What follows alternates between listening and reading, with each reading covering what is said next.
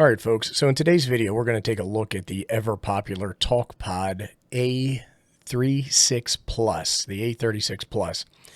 This radio is sold as a GMRS radio, and it's also sold as a ham radio for operation on the 2 meter and 70 centimeter bands. So we would call this a dual band radio.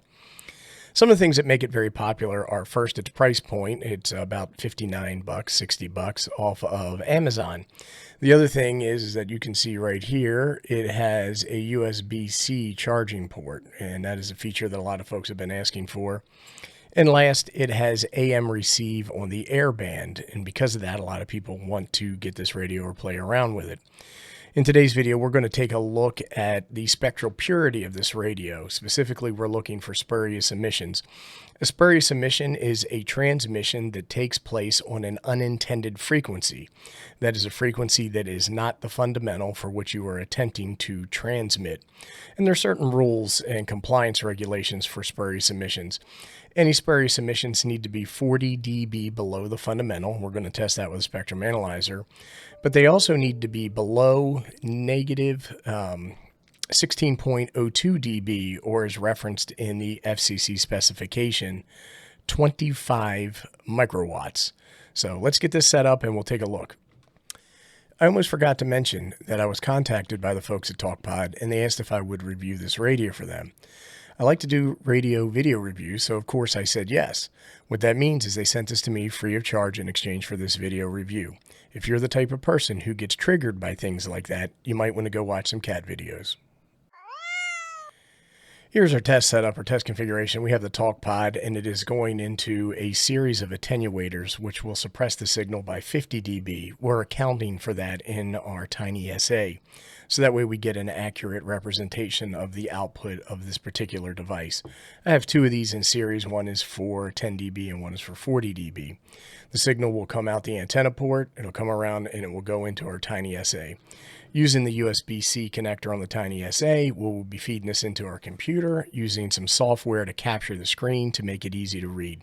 I'm also going to walk through the test configuration setup so you can play along at home.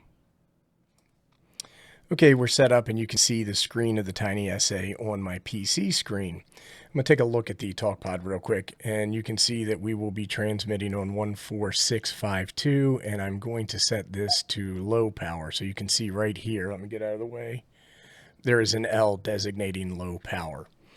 So now what we need to do is we need to configure the TinySA for the test. And let me get this situated. I'm going to click on the TinySA, and that is going to actuate the menu, and you can see the menu here.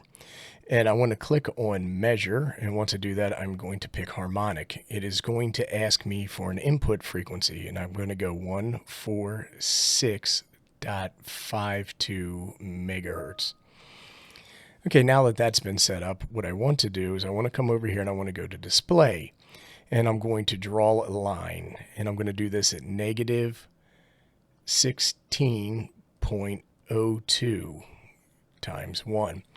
And that's going to put a blue line. You can see that on the TinySA, and that designates our 25 microwatts threshold that we need to account for.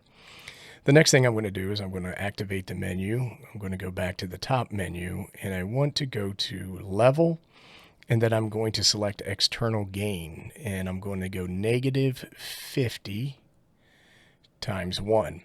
And that accounts for the attenuators that we're using in series with our transmission. Now we're set up for the test, and what I'm going to do is I'm going to key up the Talkpod. And it's going to take a couple of different runs because I have this set for an average.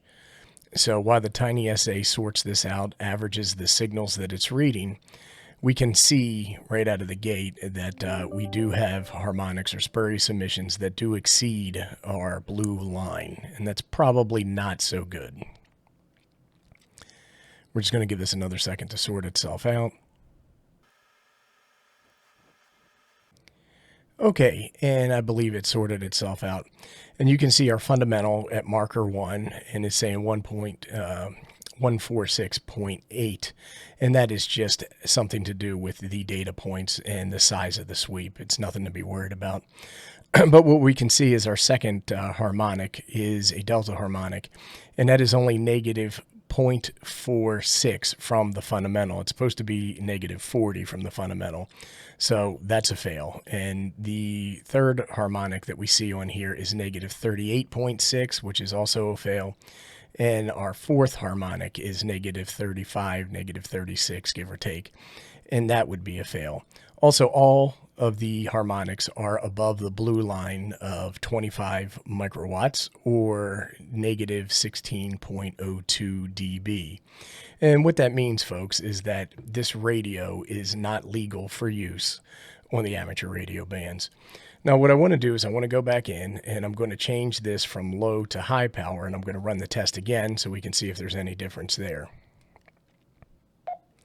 So I've made the change, and hopefully you can see the H, and this is going to be tough because I got everything in the way. But now we are on high power, so let's key up, let the TinySA read the signal, do the averaging, and we'll see what we get.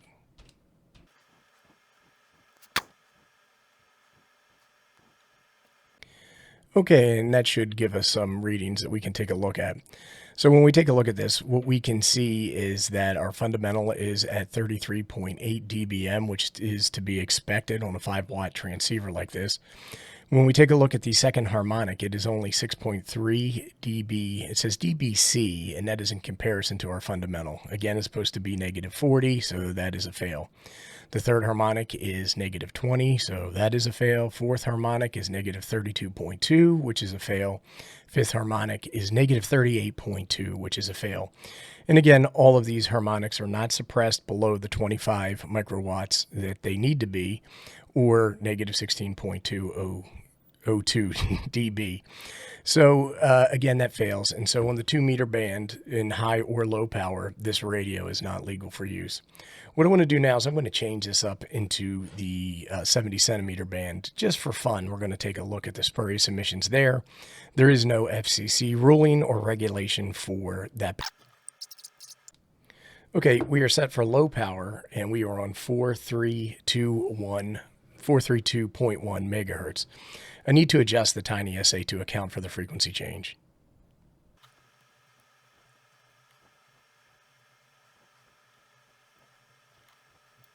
Okay, our configuration is done, and I'm going to go ahead and I'm going to key up the Talkpod.